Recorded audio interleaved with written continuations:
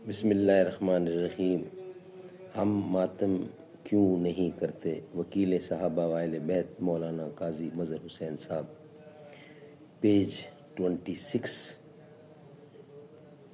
ناظرین، یہ ہے ملک غلام عباس بی اے کی ماتمی کھلی چٹھی کا جواب، جو کہ حضرت قاضی صاحب نے قائد اہل سنت وکیل صحابہ و اہل بیت مولانا قاضی مظہر حسین صاحب نے جواب دیا ہے۔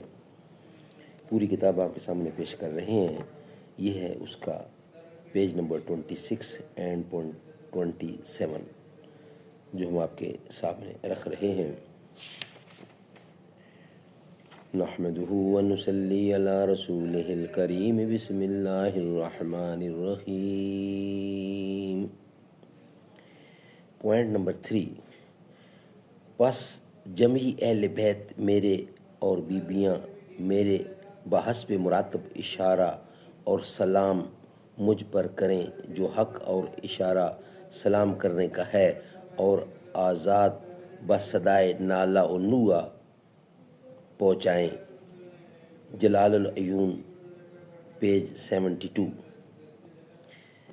ملک صاحب جس ماتم کو عبادت مانتے ہیں، اگر اس کے یہی اجزاء ہیں، یعنی منہ پیٹنا اور بال نوچنا اور چیخنا چلانا اور نوح کرنا وغیرہ، تو ان سے سرور کائنات صلی اللہ علیہ وسلم نے منع فرما دیا ہے۔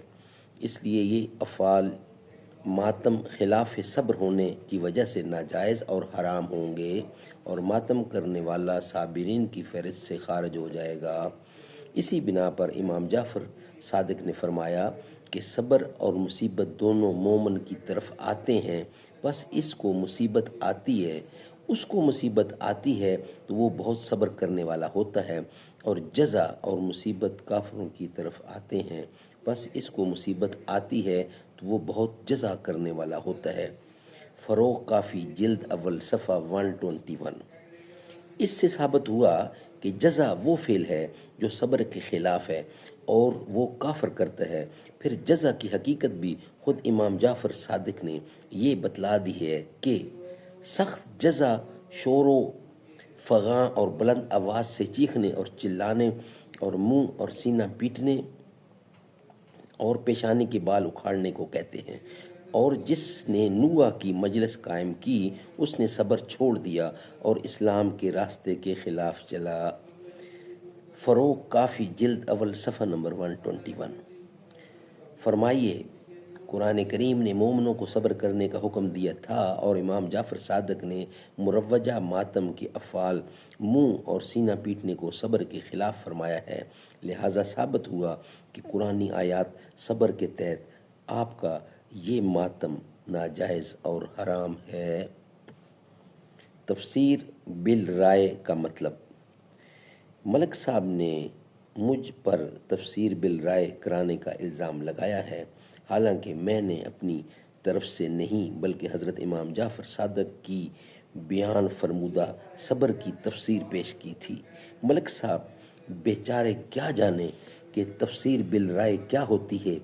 اب ملک صاحب موصوف سے میرا یہ سوال ہے کہ آپ کے افعال ماتم سے جو رسول اللہ صلی اللہ علیہ وسلم نے صراحتاً منع فرما دیا اور امام جعفر صادق نے بھی اس قسم کے افعال کو خلاف اسلام کافروں کے افعال قرار دیا، تو اس کے باوجود آپ ان افعال ممنوعہ کو عبادت ماننے پر کیوں بضد ہیں؟ آخر آپ کس اسلام کو مانتے ہیں؟ ناظرین، نیکسٹ ویلاگ میں ملک صاحب کو چیلنج کیا ہے جناب قاضی صاحب نے، وہ ہم آپ کے سامنے پیش کریں گے نیکسٹ ویلاگ۔ یہ تھا 26 پیج اور 27 پیج کا حصہ جو ہم نے آپ کے سامنے رکھا۔ ناظرین 32 پیج ہیں اس کے، انشاءاللہ باقیہ پیج بھی آپ کے سامنے پیش کریں گے ہم۔ یہ کتاب جس کا نام ہے ہم ماتم کیوں نہیں کرتے، وکیل صحابہ و اہل بیت مولانا قاضی مظہر حسین صاحب اس کے رائٹر ہیں۔ زباں پر مومنوں کے جب بھی ذکر تاجدار آئے، تو تو اس کے بعد لازم ہے کہ ذکر چار یار آئے، ابو بکر و عمر عثمان و حیدر، جب بھی باغباں ہوں تو پھر کیوں کرنا باغ مصطفیٰ میں ایک بہار آئے۔ رب صلی وسلم دائماً ابدا علی حبیبک خیر خلق کل یمین۔ ملک غلام عباس بی اے کی ماتمی کھلی چٹھی کا جواب: راہ حق میں جان دے کر ہو گئے زندہ حسین، تو انہیں مردہ سمجھ کر بین کرتا ہے فضول۔ صدق اللہ العلی العظیم۔ السلام علیکم۔